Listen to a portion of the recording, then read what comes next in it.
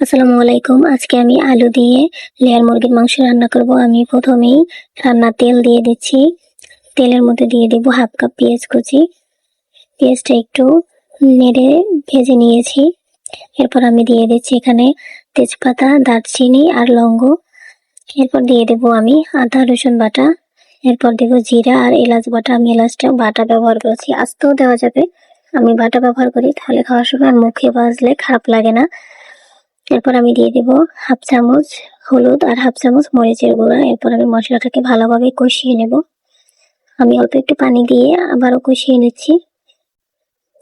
মশলাটা ভালো করে কষিয়ে নেওয়ার পর তেল ভেসে উঠলে এর মধ্যে দিয়ে দেব মাংসগুলো দিয়ে আমি ভালো করে আবারও কষাবো।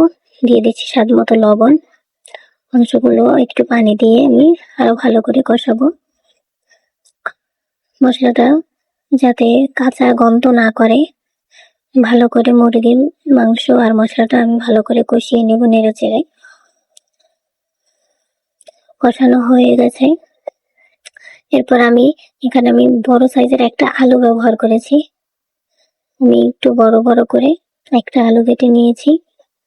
এরপর আলুটা দিয়ে একটু নেড়ে চেড়ে নেব অল্প কিছুক্ষণ। আলুটা দিয়ে আর কষাবো না, যেহেতু মুরগির মাংসটা শক্ত, আলুটা তাড়াতাড়ি সিদ্ধ হয়ে যাবে। কয়েকটা সিটি দিলে আলুটা সফট হয়ে যাবে। আমি দিয়ে দিচ্ছি পরিমাণ মতো পানি। এবার দিয়ে দেব 2টা আস্ত কাঁচামরিচ।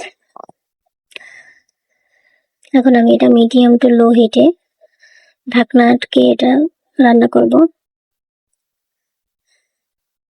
আমি 4টা সিটি দিয়েছি, তাতেই সিদ্ধ হয়েছে আলহামদুলিল্লাহ, একদম ঠিক মতোই হয়েছে। আমি একটু ভাজা জিরের গুঁড়ো ছিটিয়ে দিচ্ছি, নামিয়ে নিচ্ছি। আলহামদুলিল্লাহ।